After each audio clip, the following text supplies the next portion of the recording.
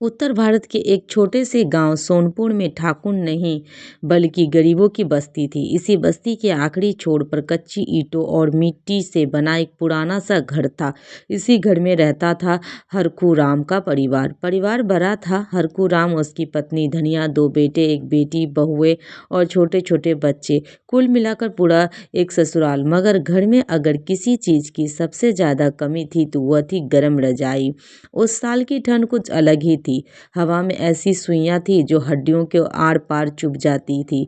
सुबह सूरज निकलने से पहले ही लोग कांपने लगते। अमीरों के घर में हीटर जल रहे थे, मगर हरखू राम के घर में सिर्फ एक पुरानी रजाई थी।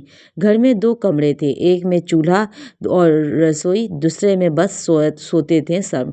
रजाई इतनी पुरानी थी कि जगह जगह से कपास बाहर झांक रही थी, फिर भी वही रजाई पूरे घर की इज्जत थी। धनिया रोज सुबह उठकर रजाई को धूप में डालती और मन ही मन कहती, हे भगवान, इस रजाई में ही सबकी जान बची है। जैसे ही शाम ढलती, घर में चर्चा शुरू हो जाती। और आज रजाई कौन ओढ़ेगा? सबसे पहले बच्चे आते। ठंड से उन्हें होंठ नीले पड़ जाते। बहुएं अपने अपने बच्चों को गोद में लेकर रजाई के कोने में सुलाती।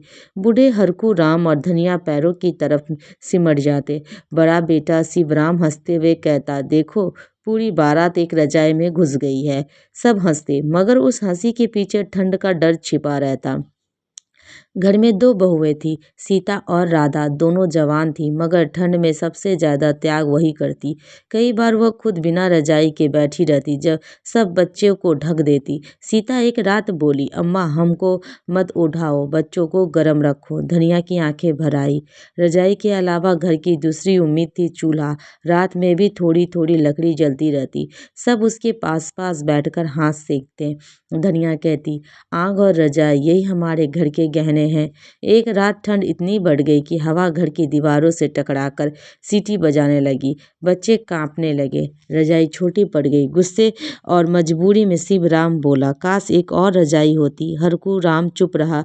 उसकी आंखें नीचे थी। उसी रात राधा ने अपनी पुरानी शादी की शॉल निकाल ली। उसने शॉल को काटकर बच्चों के ऊपर डाल दिया। सीता ने अपने मायके से लाई पुरानी साड़ी को तरह तरह करके पैरों पर रख दिया।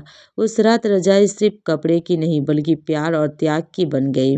गांव में लोग कहते, हरखू राम का घर छोटा है मगर दिल बहुत बड़ा। कभी कभी कोई पड़ोसी पुराना कंबल दे जाता, कोई ऊनी टोपी, मगर असली सहारा वही एक रजाई थी। एक दिन धनिया को तेज बुखार हो गया। ठंड से उसकी हालत बिगड़ने लगी। बहुएं डर गई। सीता बोली, अम्मा को रजाई दे दो, हम सह लेंगे। सबने मिलकर धनिया को रजाई में लपेट दिया। बच्चे पास बैठकर उसका माथा सहलाने लगे।